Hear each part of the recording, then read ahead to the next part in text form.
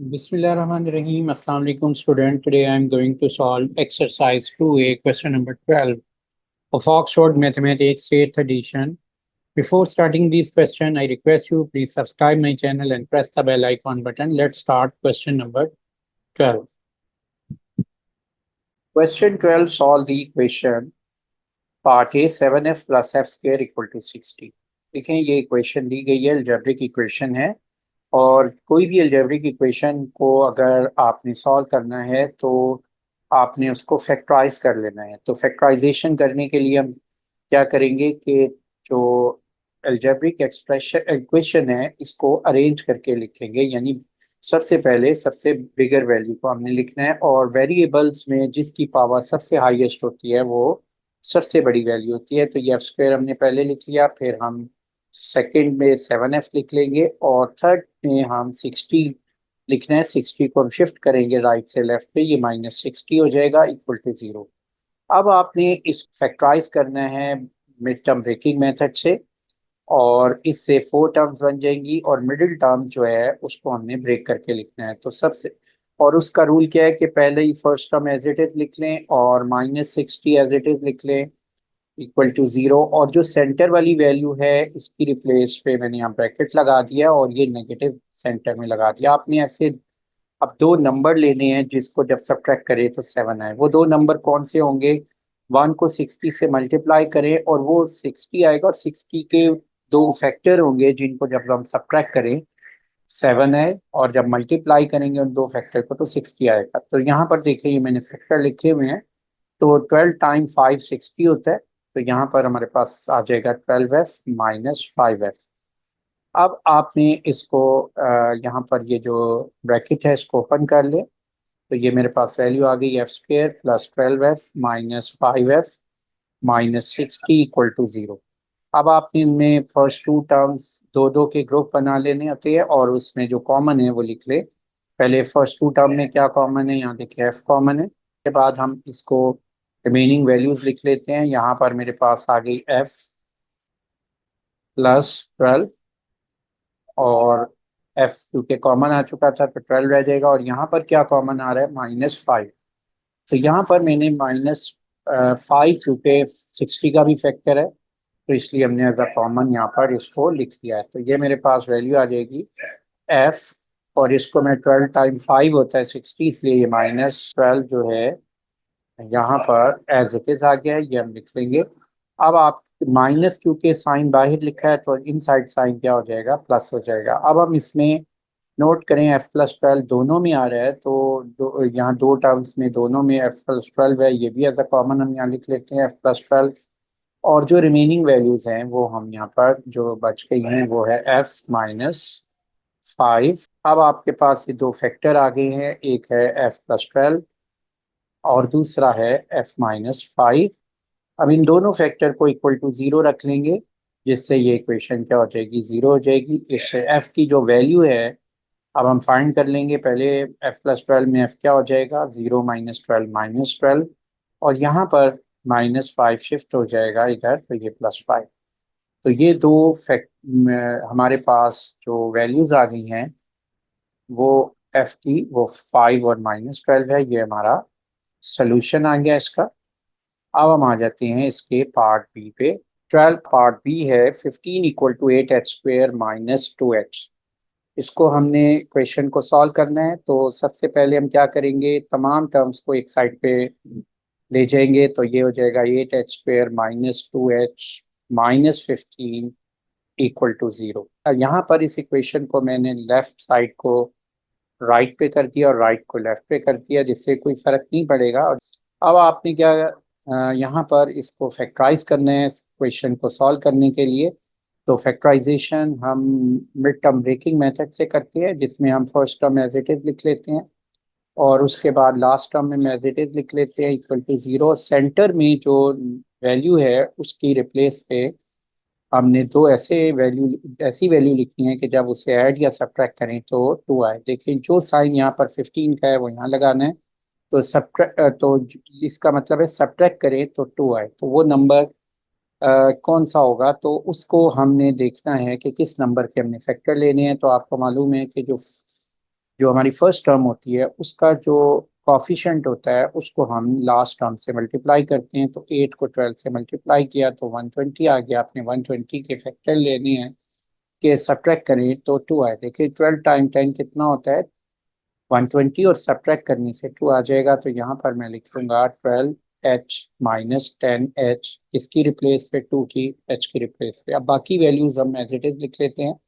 8h² minus 12h plus 10h minus 15 equal to 0। अब आप इसमें जो कॉमन है, फर्स्ट टू टर्म में हमने कॉमन देखना होता है, तो जो कॉमन आ रहा है यहाँ पर देखें 8 और 12 में, ये 4 टाइम 2 8 होता है, ये 4 टाइम 3 12 होता है, इसलिए 4 एज अ कॉमन हम लिख लेंगे। और एच स्क्वेयर में से एच जो है, एच स्क्वेयर और एच में एच कॉमन आ जाएगा। तो जो रिमेनिंग वैल्यू रह जाएंगी वो हमने यहाँ पर लिख लेनी है। तो रिमेनिंग रहेगी 2h माइनस 4 तो कॉमन आ चुका है 3, और एच भी कॉमन आ चुका है, तो ये लिखिए। अब हम लिखेंगे प्लस। अब यहाँ पर देखें कि h-15 में क्या कॉमन है, 5 यहाँ पर देखें इसका भी फैक्टर है और इस 15 का भी फैक्टर है। तो 5 एज अ कॉमन हम यहाँ पर लिख सकते हैं। तो ये 5 हमने कॉमन लिख लिया है। तो जो रिमेनिंग वैल्यू आ जाएगी वो आ जाएगी 2h-3 इक्वल टू 0। अब आपके पास जो यहाँ पर ये दो इक्वेशन में दो टर्म्स बन गई। अब देखिए 2h-3 दोनों में एज अ कॉमन आ रहा है, तो ये हमने लिख लिया 2h-3, और रिमेनिंग वैल्यू लिख ली हमारे पास जो रह गई थी अनकॉमन, जो ये 4h और ये +5, ये हमने रिमेनिंग वैल्यू लिख ली है इक्वल टू 0। अब हम इसमें 2h-3 और 4h+5 ये दोनों जो फैक्टर हैं, अगर हम इक्वल टू 0 लेंगे तो ये इक्वेशन 0 हो जाएगी। तो अब हम इसको सिंप्लीफाई कर लेते हैं।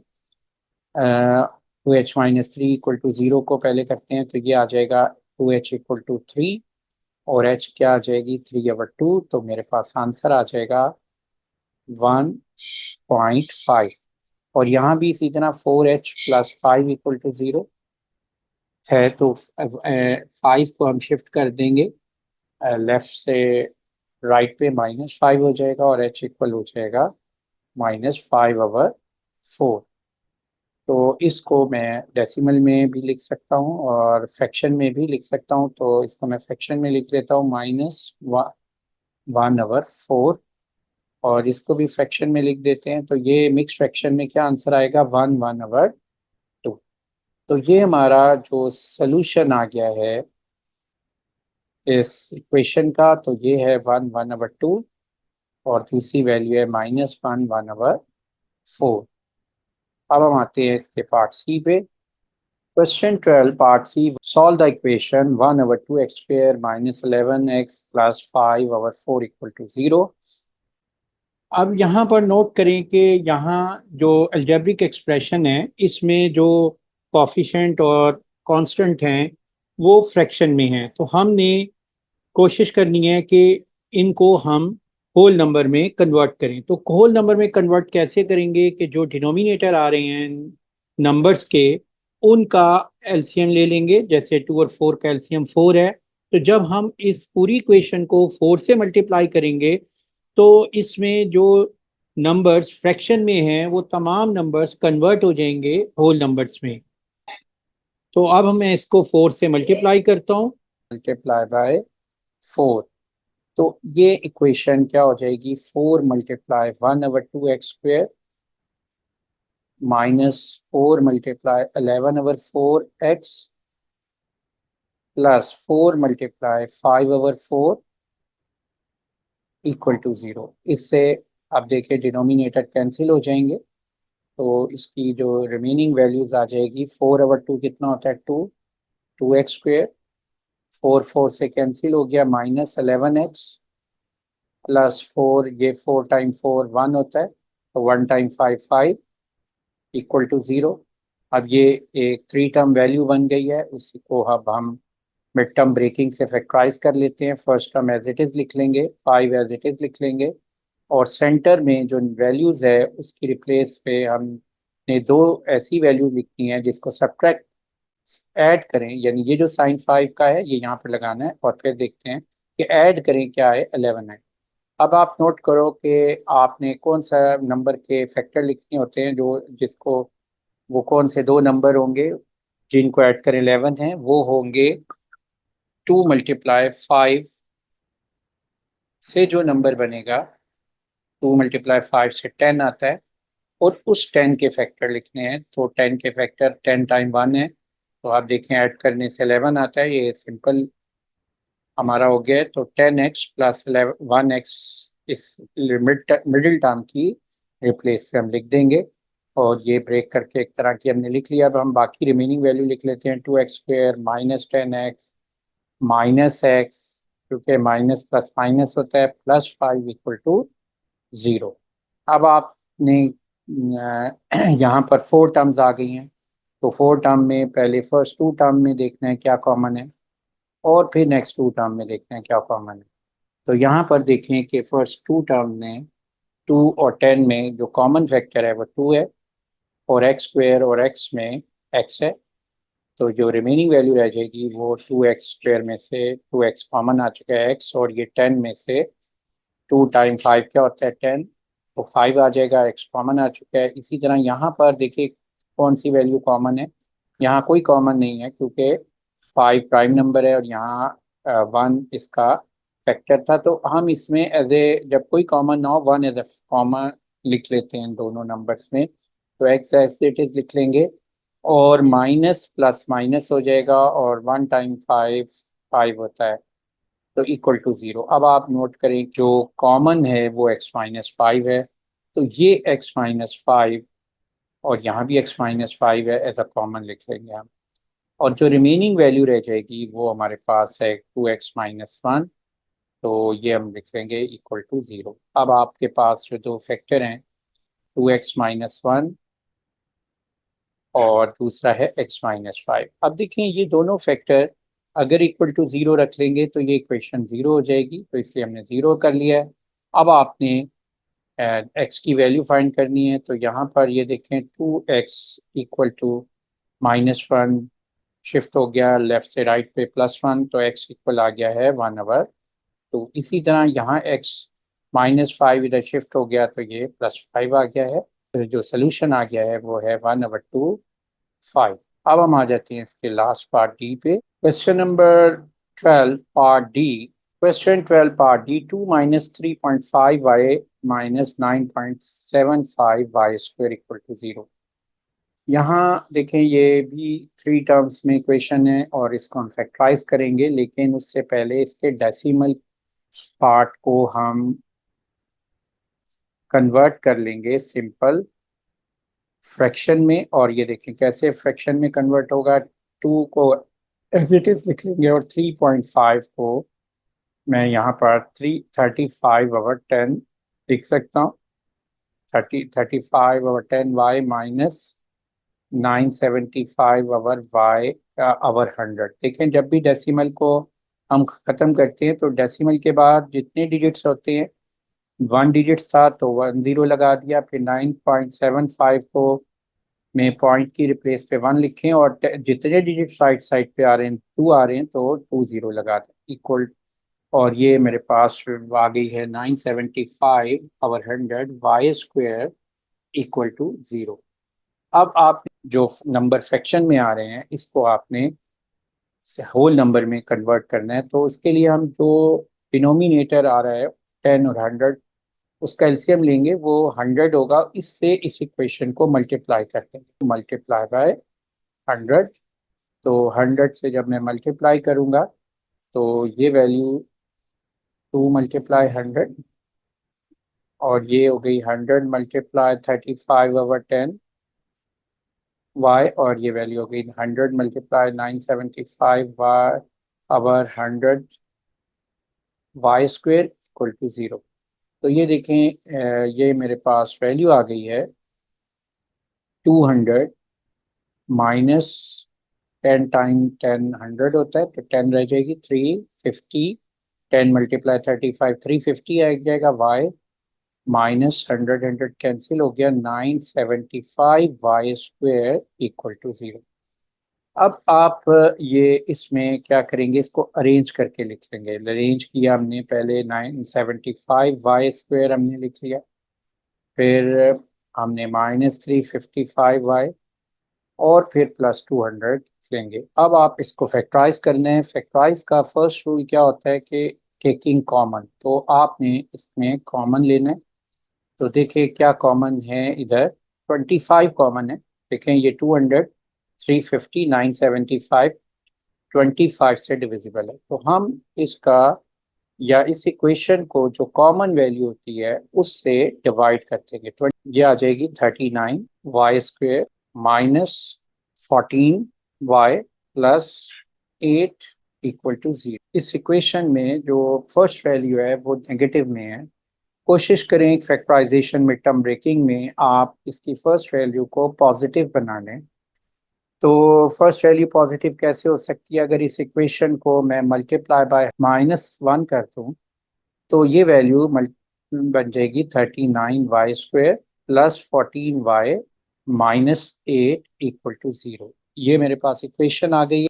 अब हमने इसको मिड टर्म ब्रेकिंग से फैक्टराइज करना है, तो सबसे पहले first value 39 y² as it is लिख लेंगे, -8 एज इट इज लिख लेंगे, और जो मिडिल टर्म है उसकी रिप्लेस पे हमने दो टर्म्स लिखनी है, और यहाँ जो साइन आ रहा है नेगेटिव यहाँ लगा देंगे। और वो दो टर्म्स क्या होंगी कि सब्ट्रैक्ट करें कि 49, और वो नंबर जिसके हमने फैक्टर लेने हैं वो फर्स्ट टर्म को लास्ट टर्म से मल्टीप्लाई कर देंगे। 39 को 8 से 312 आ गया। इस 312 को के ऐसे दो फैक्टर लिखने हैं कि जिसको सब्ट्रैक्ट करें 49। यहाँ ये मैंने 312 की फैक्टराइजेशन की हुई है, ये फैक्टर है।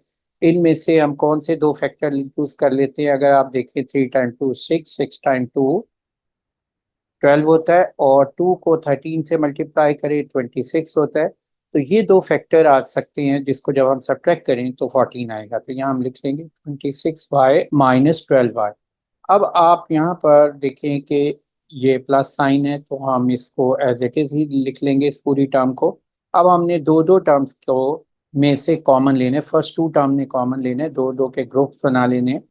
और इन ग्रुपिंग में फर्स्ट टू टर्म्स में से देखें क्या कॉमन बनता है। पहले हम देखें, यहाँ यहाँ पर नोट करें कि 39 को 13 × 3, और इसको 26 को 13 × 2 लिख सकते हैं। तो इसलिए 13 इन फर्स्ट टू टर्म्स हैं एज ए कॉमन आ जाएगा, और y² में से y कॉमन आ जाएगा, तो ये वैल्यू रह जाएगी y +3y +2, और y क्योंकि कॉमन आ चुका है। अब -12y -8 में देखें वो कौन सा फैक्टर है जो दोनों नंबर को डिवाइड करता है। 4 जो है 12 पे भी डिविजिबल है, 4 12 को भी डिवाइड करता है और 8 को भी करता है। 4 टाइम्स 3 12 होता है, 4 टाइम 2 8 होता है, तो 4 एज अ कॉमन आ जाएगा। और ये रिमेनिंग वैल्यू आ जाएगी 3y माइनस, क्योंकि कॉमन है तो +2 = 0। अब आप देखें कि अगर आपकी फैक्टराइजेशन मिडिल टर्म ब्रेकिंग में ठीक है, तो आपकी जो फर्स्ट टू टर्म्स में दो फैक्टर जो फैक्टर आ रहे हैं उनमें एक फैक्टर कॉमन फैक्टर होगा। ये देखें 3y +2 as a common factor हम यहाँ पर लिख देंगे। तो 3y +2 हमारा एज अ कॉमन फैक्टर है, और जो रिमेनिंग वैल्यू है वो हमारे पास आ गई है 13y -4 = 0। अब हम इसको सिंप्लीफाई कर लेते हैं। तो 3y +2 और 13y -4 ये दो फैक्टर हैं जिनको अगर हम =0 रख लें तो ये इक्वेशन 0 हो जाएगी। तो 3y +2 = 0, 13y -4 = 0। अब आप इसको सिंप्लीफाई करें, आ जाएगा 3y -2, और ये y = -2/3। एंड इसी तरह यहाँ पर 13y = 4 एंड y = 4/13। तो ये आंसर आ गया है -2/3, 4/13।